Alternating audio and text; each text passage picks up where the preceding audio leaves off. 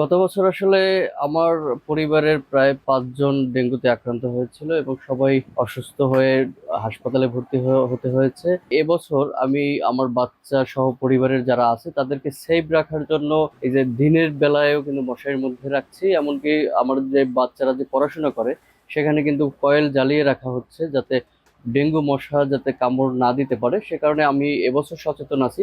তারপরেও আমি এককভাবে সচেতন হলে হবে না, প্রশাসনিক ভাবে কিন্তু উদ্যোগ নেওয়ার প্রয়োজন আছে বলে আমি মনে করি। এখনই সময় মশা নিধন করার যে সামগ্রী আছে সেগুলো প্রয়োগ করার, কিন্তু পৌর কর্তৃপক্ষ বা প্রশাসন সে উদ্যোগ নিচ্ছে না। গত বছর যে বরগুনাকে ডেঙ্গুর হটস্পট ঘোষণা করা হয়েছিল, তারপর থেকে কিছুটা রোগী কমলেও এখন হসপিটালে ভর্তি। এ ব্যাপারে আমাদের বরগুনা পৌরসভার যতটা প্রস্তুত থাকা উচিত ছিল তার কোনো কিছুই তারা করছে না, কোথাও মশক নিধন করছে না। কিন্তু মাঝে মাঝে দেখা যায় তাদের বাসভবন, তারা যেখানে থাকে, তাদের অফিস আদালত, এইসব এলাকায় মশক নিধন করা হয়, কিন্তু সাধারণ মানুষের কল্যাণে কোনো কাজ করে না বা মশক নিধনে তাদের কোনো উদ্যোগ নেই।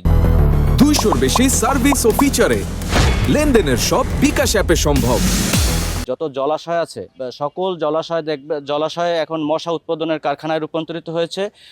সন্ধ্যার পরে বরগুনার মানুষ মশার যন্ত্রণায় বাইরে বের হইতে পারে না। বরগুনা পৌরসভার পরিচ্ছন্ন অভিযান এবং মশা নিধনের এই কার্যক্রম আমাদের চোখে পড়ার মতো না। আমরা প্রায় দেখি যে তারা প্রশাসনিক এলাকাগুলোতে কিছু কার্যক্রম করে, কিন্তু আমরা সাধারণ নাগরিক যারা যেখানে আছে সেগুলো হয় না। সন্ধ্যা নাগাদ হলে যে এখানে যে মশার একটা আক্রমণ বেড়ে যায়, এটা একেবারে শিশু থেকে বয়স্ক মানুষ যারা বাসা বাড়িতে থাকে তাদের জন্য একটা হুমকি স্বরূপ। গত বছর পরিষ্কার পরিচ্ছন্নতার যে অভিযানটা ছিল এবছর এখন পর্যন্ত শুরু হয়নি, এবং এবছর যদি শুরু না হয়, এখনই বর্ষা শুরু হয়ে গেছে, তাহলে আবারও ভয়াবহ আকার ধারণ করবে আমি মনে করি। এখন শুরুতেই যদি এটাকে নির্মূল করা যায় তাহলে আমি মনে করি কিছুটা হলেও ডেঙ্গু মুক্ত থাকা যাবে।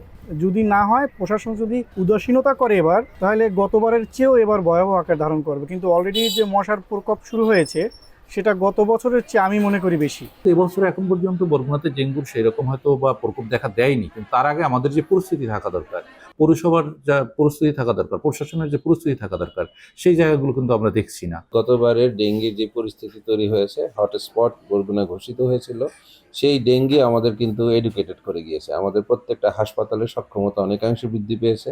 প্রত্যেকটা জায়গায় ডেঙ্গু রোগীর যে চিকিৎসার সক্ষমতা অনেকাংশেই বেড়েছে। বিশেষ করে ল্যাব পরীক্ষা নিরীক্ষা, এটাতে আমরা কিন্তু অনেকখানি সক্ষমতা অর্জন করেছি। যদিও আমরা আশা করছি গতবারের মতো এবারকার পরিস্থিতি সেরকম হবে না। আমাদের যদি হয়ও বা, তাহলে আমাদের গতবারের অভিজ্ঞতা থেকে আমরা বলতেই পারি যে আমাদের হাসপাতালগুলো যথেষ্টই সক্ষম যে এই ডেঙ্গি রোগীর চিকিৎসার ক্ষেত্রে।